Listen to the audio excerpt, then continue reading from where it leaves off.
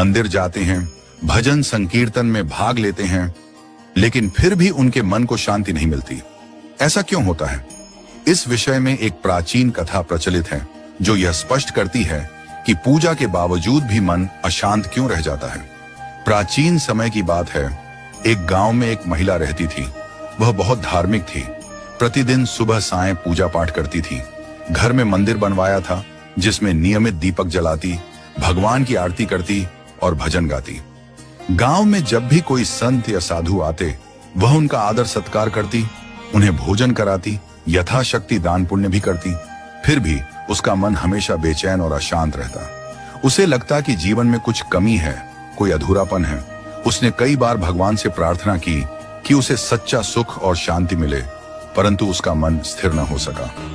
एक दिन गांव में एक प्रसिद्ध संत पधारे। संत बहुत विद्वान थे।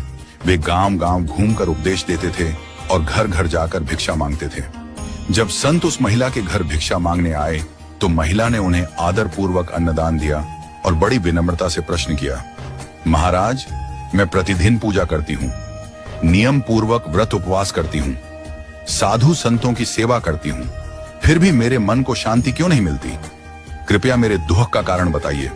संत मुस्कुराए और बोले, मैं तुम्हारे प्रश्न का उत्तर कल दूंगा।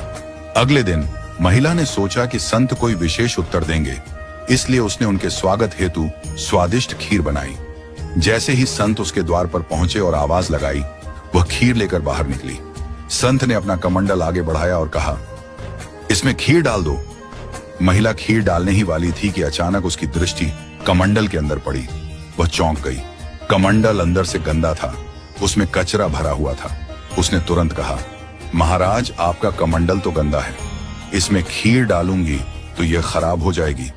कृपया मुझे कमंडल दीजिए, मैं इसे धोकर साफ कर देती हूँ। संत ने मुस्कुराकर कहा, तो तुम यह कहना चाहती हो कि जब तक पात्र शुद्ध न हो तब तक उसमें अमृत खीर डालना उचित नहीं?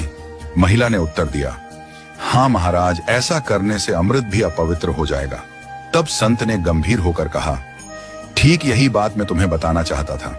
तुम्हारा मन ही वह कमंडल है। जब तक मन में काम, क्रोध, लोभ, मोह, ईर्ष्या, द्वेष और बुरे विचारों की गंदगी भरी होगी, तब तक उसमें ज्ञान, भक्ति और शांति कैसे टिक सकती है? जब मन का पात्र अशुद्ध है, तब कोई भी उपदेश, कोई भी पूजा, कोई भी भजन उसका सही फल नहीं दे सकता। मन रूपी पात्र को पहले शुद्ध और निर्मल बनाओ। जब मन शुद्ध होगा तभी उसमें भगवत भाव और आनंद स्थिर हो सकेंगे। महिला की आंखें भर आईं। उसने पहली बार समझा कि केवल बाहरी पूजा करना पर्याप्त नहीं, भीतर का मंदिर भी पवित्र होना चाहिए। केवल पूजा पाठ और कर्मकांड से मन को शांति नहीं मिलती। जब तक मन क्रोध, लोभ, मोह और बुरे विचारों से भरा होगा, तब तक किसी भी अच्छे विचार का प्रभाव उसमें स्थायी नहीं हो सकता। जैसे गंदे बर्तन में शुद्ध दूध नहीं रखा जा सकता, वैसे ही अशुद्ध मन में ईश्वर की अनुभूति नहीं हो सकती। इसलिए मन को पहले शांत, पवित्र और निर्मल बनाना चाहिए। यही सच्चे सुख, आनंद और शांति की कुंजी है।